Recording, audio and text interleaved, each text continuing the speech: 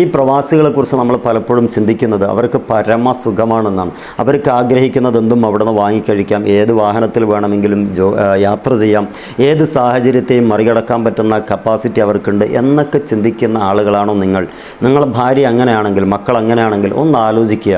അവർ ഇട്ടാവട്ടത്തിലുള്ള ലോകത്ത് ജീവിക്കുകയും വളരെ കുടുസായിട്ടുള്ള ഒരു റൂമിൽ കയറി അതിലേറെ കുടുസായിട്ടുള്ള ഒരു കട്ടിലിൽ കിടന്നുറങ്ങി മൂട്ടയുടെ കടിയും കൊണ്ടിട്ട് അത് ഉറങ്ങിയില്ല എന്നുള്ള കണ്ടീഷനിൽ നേരം വെളുപ്പിച്ച് അവരുടെ ഡ്യൂട്ടിക്ക് പോകുന്ന എത്ര പ്രവാസി സുഹൃത്തുക്കളുണ്ട്. അവരെക്കുറിച്ച് എന്താ നമ്മൾ ആ അർത്ഥത്തിൽ ചിന്തിക്കാത്തത്? നമ്മുടെ മഹൽ സംവിധാനത്തിന് വേണ്ടിയോ കുടുംബത്തിലെ ഏതെങ്കിലും ഒരു പ്രധാനപ്പെട്ട ആവശ്യത്തിന് വേണ്ടിയോ ആ കാര്യത്തിനോട് നമ്മൾ അടുക്കുമ്പോൾ മാത്രം ഓർമ്മ വരുന്ന ഒരു വിഭാഗമായി നമ്മളെന്തേ അവരങ്ങനെ കാണുന്നത്? ആ കാര്യത്തിൽ നിന്ന് നമുക്ക് ഒന്ന് ചിന്തിക്കേണ്ടതല്ലേ? എത്ര കഷ്ടപ്പെട്ടിട്ടാണ് നമ്മളെ പ്രവാസി സുഹൃത്തുക്കൾ അവിടെ കഴിഞ്ഞുകൂടുന്നത്. നമ്മുടെ ശീതീകരിച്ച റൂമിൽ കഴിഞ്ഞുകൂടുമ്പോൾ അവരുടെ അനുഭവങ്ങൾ ഒരുപക്ഷെ നമുക്ക് മനസ്സിലാവില്ല. AC ഇട്ട് അവിടെ നിന്ന് കിടന്നുറങ്ങി രാവിലെ 7 മണിക്ക് 6 മണിക്ക് എഴുന്നേറ്റ് നമ്മുടെ കുട്ടികളെയൊക്കെ ഒന്ന് ഒരുക്കി പിടിച്ച് മദ്രസയിലോ സ്കൂളിലൊക്കെ വിട്ട് മറ്റ് മേഖലകളിലേക്ക് തിരിയുന്നതിന് പകരം റീൽസും ഷോർട്സും കണ്ട് ജീവിക്കുന്ന ഉമ്മമാർ അഥവാ ഭാര്യമാർ മനസ്സിലാക്കണം, എൻ്റെ ഭർത്താവ് ഇത്രമേൽ കഷ്ടപ്പെട്ടിട്ടാണ് എൻ്റെ മക്കൾക്കും എൻ്റെ ജീവിതത്തിനും ഒരു കരുപിടിപ്പിക്കാൻ സാധിച്ചിട്ടുള്ളത്. ആ ഭർത്താവിനെക്കുറിച്ച് നമ്മൾ ഒരിക്കലും നെഗറ്റീവായിട്ട് ചിന്തിക്കരുത്. ആ കഷ്ടപ്പാടിൻ്റെ എന്തെങ്കിലും ഒരു കഥയുടെ തുടക്കം പറഞ്ഞു വെക്കുമ്പോൾ നിങ്ങളെ തീരാത്തൊരു കഷ്ടപ്പാടിൻ്റെ കഥയെന്ന് പറഞ്ഞ് അവസാനിപ്പിക്കുന്ന ഒരു ഭാര്യയും ഇവിടെ ഉണ്ടാകരുത്. കാരണം നിങ്ങളോട് പറയാനല്ലാതെ മറ്റാരോടാ പറയുക? നിങ്ങളുടെ മക്കളോട് പറഞ്ഞു കൊടുക്കണം, വാപ്പ എത്ര കഷ്ടപ്പെട്ടിട്ടാണ് മക്കൾ നിങ്ങളെ വളർത്തുന്നതെന്നറിയോ? ഉമ്മയോട് കൂടെ നിങ്ങളുടെ കൂടെ കഴിഞ്ഞുകൂടണമെന്ന് വാപ്പാക്ക് പെരുത്തിഷ്ടമുണ്ട്. പക്ഷേ ഈ സാഹചര്യം നമ്മുടെ വാപ്പാക്ക് അത് കിട്ടുന്നില്ല. എന്തുകൊണ്ടെന്നറിയോ? നമ്മുടെ നന്മക്ക് വേണ്ടിയിട്ടാണ്. ആ വാപ്പ വിളിച്ചിട്ട് ഫസ്റ്റ് എടുക്കുന്ന കോൾ തന്നെ പറയും, വാപ്പ എന്താ പൈസ അയക്കാത്തത് എന്ന് ചോദിക്കുന്ന മകനുണ്ട്. ആ ചോദ്യം അങ്ങകലെ കിടക്കുന്ന ആ ഒരു ഭർത്താവ് കേൾക്കുമ്പോണ്ടല്ലോ തകർന്നു പോകും.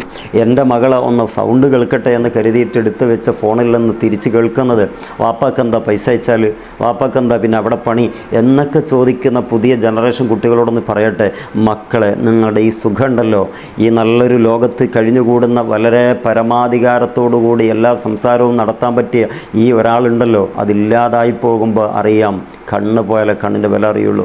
എത്ര പാവപ്പെട്ട പ്രതിസന്ധിയിൽ കഴിയുന്ന, പുറത്തു പറയാൻ പറ്റാത്ത ത്യാഗങ്ങൾ കടിച്ചമർത്തിക്കൊണ്ട് കഴിയുന്ന എത്ര പ്രവാസി സുഹൃത്തുക്കളുണ്ടെന്നറിയോ?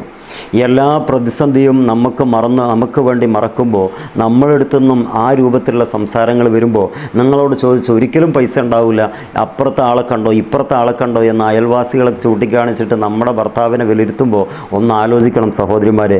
നമ്മുടെ മക്കൾ നമ്മൾ ഒക്കെ വളരുന്നത് അവരുടെ ഒറ്റൊന്ന് ഉള്ളതുകൊണ്ടാണ്. നാട്ടുകാർ നമ്മളെ ഈ രീതിക്ക് നോക്കുമോ? ഒന്നെല്ലാം പോകട്ടെ, ആകസ്മികമായിട്ടുള്ളൊരു മരണം നമ്മുടെ ഭർത്താവിന് സംഭവിച്ചു പോയാൽ നമ്മുടെ കുടുംബത്തിൽ ഇത്ര പ്രാധാന്യത്തോടെ ആരെങ്കിലും നമ്മളെ പോറ്റി വളർത്തുമോ? എന്തെങ്കിലും പോറ്റുന്നുണ്ടോ വളർത്തുന്നുണ്ടോ എങ്കിൽ രണ്ടാമൊരു ഉദ്ദേശം ഒരുപക്ഷെ അവർക്ക് ഉണ്ടായിക്കൂടാ എന്നൊന്നുമില്ലല്ലോ. വാപ്പയെന്ന് പറയുന്ന നമ്മുടെ പ്രവാസി സുഹൃത്തുക്കളുടെ വാപ്പയുടെ അധികാരമുണ്ടല്ലോ, അതങ്ങകലെ പറഞ്ഞാൽ തീരാത്തതാണ്. വാപ്പയൊന്ന് വിളിക്കുമ്പോൾ മക്കളെ ഒന്ന് ചോദിക്കണം, എന്താ വാപ്പ വിശേഷം, സുഖമല്ലേ, ഭക്ഷണം കഴിച്ചോ, രാത്രി എന്തായിരുന്നു, രാവിലെ എന്തായിരുന്നു, ഉച്ചയ്ക്ക് എന്തായിരുന്നു, ഞാൻ കഴിച്ചു ഈ റൊട്ടിയാണ് എന്ന് വാപ്പ പറയുമ്പോൾ, ആ റൊട്ടിയാണോ ഞങ്ങളിവിടെ കഴിച്ചത് പുട്ടും കടലയാണെന്നൊക്കെ പറയുന്ന രംഗമുണ്ടല്ലോ, ആ ഒരു നല്ല രസകരമായിട്ടുള്ളൊരു സംഭാഷണമാണ് ഏതൊരു പ്രവാസിയും ആഗ്രഹിക്കുന്നത്. പൈസയ്ക്ക് വേണ്ടി മാത്രം, പിരിവിന് വേണ്ടി മാത്രം, ആവശ്യങ്ങൾക്ക് വേണ്ടി മാത്രം ഓർക്കപ്പെടുന്ന, താൽക്കാലിക ഓർമ്മയിൽ മാത്രം സൂക്ഷിക്കുന്ന ഒരു വിഭാഗമായി നമ്മുടെ പ്രവാസി സുഹൃത്തുക്കളെ ഒരിക്കലും കണ്ടുകൂടാ. സ്വന്തം കുടുംബത്തിൽ നിന്ന് കിട്ടേണ്ട കരുതലുകളുണ്ടല്ലോ, അത് ഭാര്യയിലൂടെ കിട്ടണം, വാക്കിലൂടെ കിട്ടണം. മക്കളിൽ നിന്ന് കിട്ടേണ്ട സ്നേഹസ്പർശനമുണ്ടല്ലോ, അത് അവരുടെ സന്ദേശം അല്ലെങ്കിൽ അവരുടെ സുഖാന്വേഷണങ്ങളെക്കുറിച്ച് ചോദിക്കുന്നതിലൂടെ കിട്ടണം. അത് ആഗ്രഹിക്കാത്തൊരു പ്രവാസിയുമില്ല. മകളെടുത്തിട്ട് വാപ്പ എന്തൊക്കെയാ അസ്സലാമു അലൈക്കും എന്ന് പറഞ്ഞിട്ട് ആ ഒരു സംസാരം തുടങ്ങുമ്പോൾ വാപ്പയുടെ എല്ലാ കഷ്ടപ്പാടും മറന്നുപോകും. കാരണം എൻ്റെ മക്കൾ സലാം പറഞ്ഞ് തുടങ്ങിയല്ലോ, എൻ്റെ മക്കൾ എന്നോട് ആ ഭക്ഷണം കഴിക്കുന്നതിനെക്കുറിച്ച് ചോദിച്ചല്ലോ.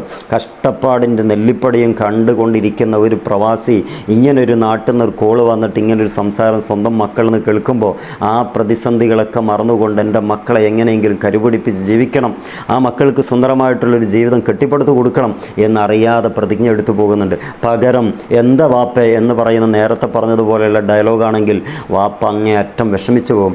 എന്നാലും വേണ്ടില്ല, ജീവിച്ചല്ലോ, എൻ്റെ മക്കൾക്ക് ഞാനുള്ള കാലത്തോളം സഹിച്ചങ്ങ് ജീവിക്കട്ടെ, ഞാനോ അനുഭവിക്കുന്ന എൻ്റെ മക്കളെങ്കിലും രക്ഷപ്പെടട്ടെ. അത് രണ്ടാമത്തെ ഒരു തലമാണ്.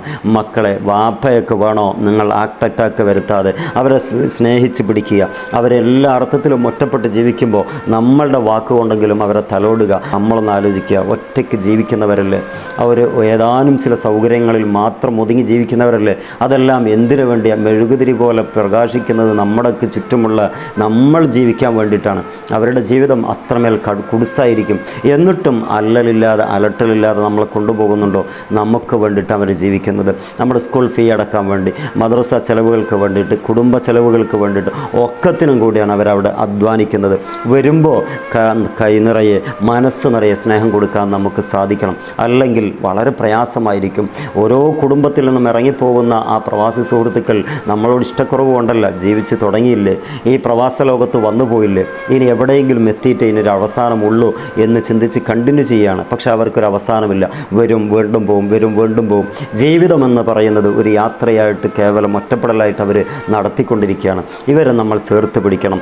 അന്വേഷണങ്ങൾക്കൊക്കെ അവിടെ ചേർന്ന മനസ്സോടുകൂടെ സംസാരിക്കാൻ ഭാര്യമാർക്കും മക്കൾക്കും സാധിക്കുമ്പോൾ ആ മക്കളുടെ വാപ്പ അന്തസ്സോടെ പറയും, എൻ്റെ മക്കൾ വളരെ നല്ലവരാണ്, എൻ്റെ ഈ കഷ്ടപ്പാടുകൾ ഒരു പ്രയാസവും പെടുത്താതെ ഞാനത് അംഗീകരിക്കുന്നു, എൻ്റെ പ്രയാസങ്ങൾക്കെല്ലാം എൻ്റെ മക്കൾ അവിടെ നന്നായിട്ടുണ്ട്, എൻ്റെ ഭാര്യ നന്നായിട്ടുണ്ട് എന്ന് പറയാൻ ആത്മാഭിമാനത്തോടെ അവർക്ക് സാധിക്കണോ? നമ്മുടെ കരുതലുകളും നമ്മുടെ സൂക്ഷിപ്പുകളും ഒക്കെ അവർക്കുണ്ടാകണം.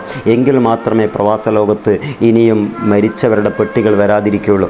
ദയവ് ചെയ്ത് അവരെ ഒന്ന് ചേർത്ത് പിടിക്കാൻ നമ്മൾ മുന്നോട്ട് വരിക.